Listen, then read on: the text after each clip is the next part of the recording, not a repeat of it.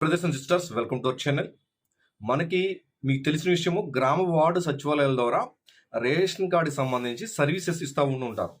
But ఇప్పుడు కొత్తగా వచ్చిన అప్డేట్ ఏంటంటే, మనకి రాష్ట్ర వ్యాప్తంగా ఉన్న మీ సేవల ద్వారా ఈ రేషన్ కార్డుకి సంబంధించిన 9 సర్వీసెస్ కేవలం మన గ్రామ వార్డు సచివాలయానికి పరిమితం కాకుండా ఈ ఏవైతే రాష్ట్ర వ్యాప్తంగా ఉన్న మీ సేవలు ఉన్నాయో ఆ మీ సేవల్లో ఈ రేషన్ కార్డుకి సంబంధించి కొత్త సర్వీసెస్లో ఒక 9 రకాలు ఇవ్వడం జరిగింది.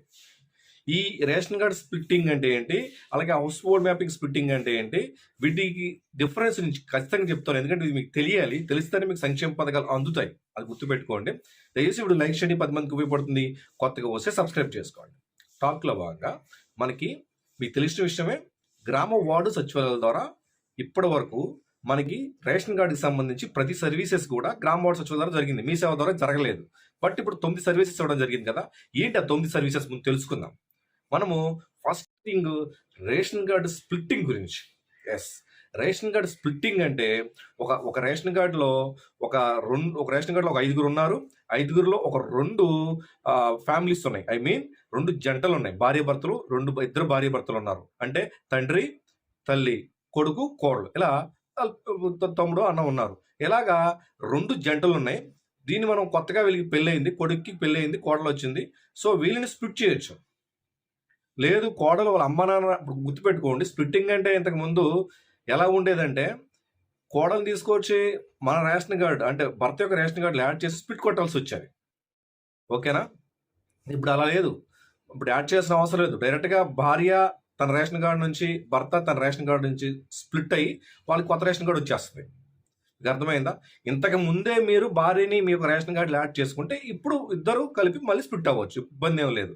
రేషన్ కార్డు స్ప్లిట్టింగ్కి ఎటువంటి ఇబ్బంది లేదండి. ఓకేనా? 2 ఫ్యామిలీస్ ఉంటే ఖచ్చితంగా రేషన్ కార్డు స్ప్లిట్ చేసుకోవచ్చు. కొత్త ration card splitting nothing but new ration కార్డుకి అప్లై చేసుకోవచ్చు.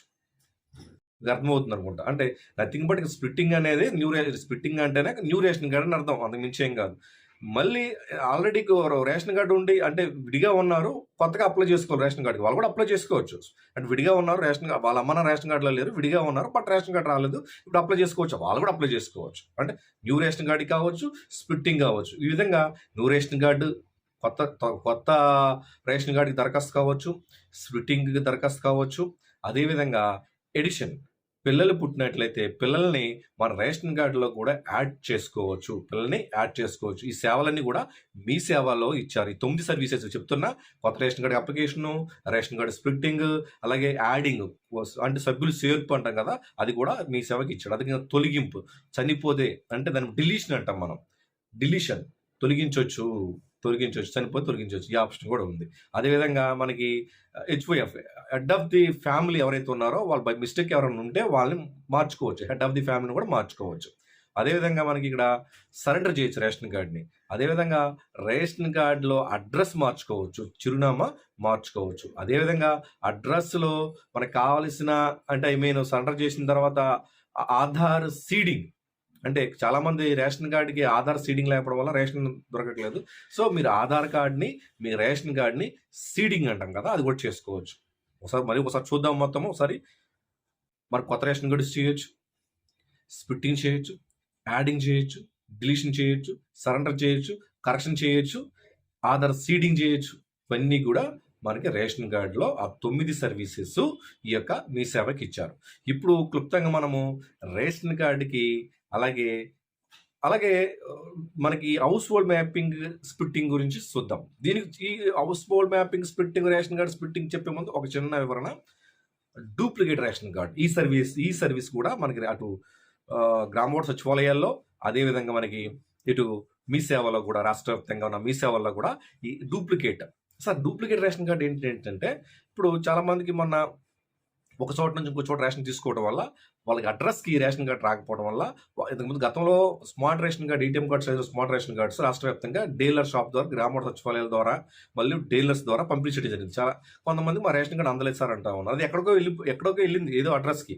సో అలా రేషన్ కార్డు రాని వారు ఇప్పుడు డూప్లికేట్ రేషన్ కార్డుకి అప్లై చేసుకోవచ్చు. కొత్త రేషన్ కార్డు రాని వాళ్ళు, రేషన్ కార్డు ఎలిజిబుల్ ఉన్నారు, పాత రేషన్ కార్డు ఉంది, కొత్తగా రాలేదు కదా, వాళ్ళు అప్లై చేసుకోవచ్చు డూప్లికేట్ రేషన్ కార్డుకి. అదేవిధంగా కొత్త రేషన్ కార్డు వచ్చింది, పోయింది, కొత్త రేషన్ కార్డు వచ్చింది. బట్ మిస్ అయింది. ఎక్కడ పోయింది. వాళ్ళు కూడా అప్లై చేసుకోవచ్చు. మూడోది ఏంటంటే కొత్త రేషన్ కార్డు పాడైపోయింది. రేషన్ కార్డు వచ్చింది. బట్ ఉంది కూడా.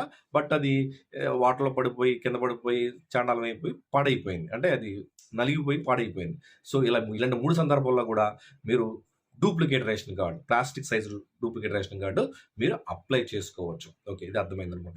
ఇది కూడా ఈ సర్వీస్ కూడా ఈ యొక్క సర్వీస్ కూడా మీ సేవకి అటు గ్రామ వార్డు సచివాలయాలు కూడా ఇవ్వడం జరిగింది. రైట్. ఇప్పుడు మనం ఏదైతే మనం అనుకుంటున్నామో ration card splitting, household mapping splitting both are different. మీకు మనం అనుకున్నట్టు కొత్త రేషన్ కార్డు ఒక ఫ్యామిలీలో ఒక హౌస్ హోల్డ్ మ్యాపింగ్‌లో తండ్రి, తల్లి, ఇద్దరు కొడుకులు, ఆ కొడుక్కి పెళ్ళయింది. ఇప్పుడు పెద్ద కొడుకు పెళ్ళయింది కాబట్టి పెద్ద కొడుక్కి రేషన్ కార్డు, కొత్త రేషన్ కార్డు ఇవ్వచ్చు.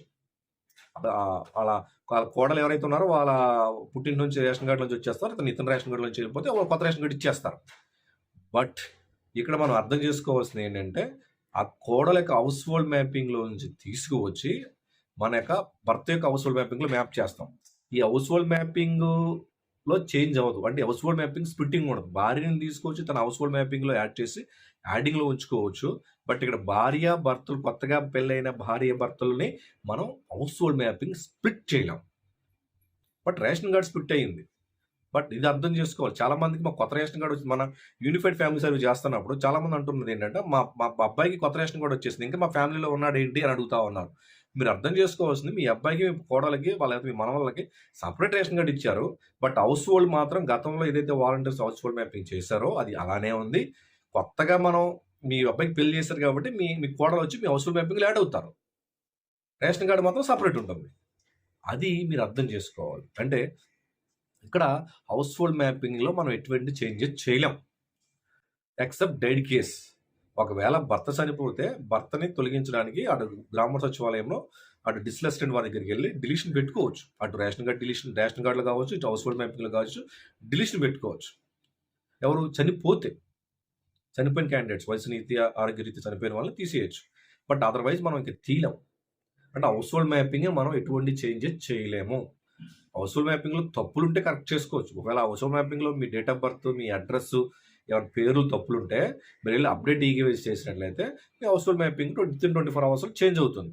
కరెక్షన్ చేసుకోవచ్చు. బట్ హౌస్ హోల్డ్ మ్యాపింగ్లో నుంచి ఒక వ్యక్తిని డిలీట్ చేయలేం, స్ప్లిట్ చేయలేం. అర్థం చేయిందా? డిలీట్ చేసే సందర్భం, మరణించిన సందర్భంలో అది కూడా చెప్పాం. సో మీకు పిల్లలకి రేషన్ కార్డులు వచ్చేసినాయి, వాళ్ళు ఎక్కడో జీవిస్తూ ఉన్నారు అనేది లేదండి. సో సంక్షేమ పథకాలన్నీ కూడా యూనిఫైడ్ ఫ్యామిలీ సర్వే అనేది హౌస్ హోల్డ్ మ్యాపింగ్ ఏదైతే డేటా ఉందో ఆ డేటాని యూనిఫైడ్ ఫ్యామిలీ సర్వే యాప్లో పుష్ చేశారు.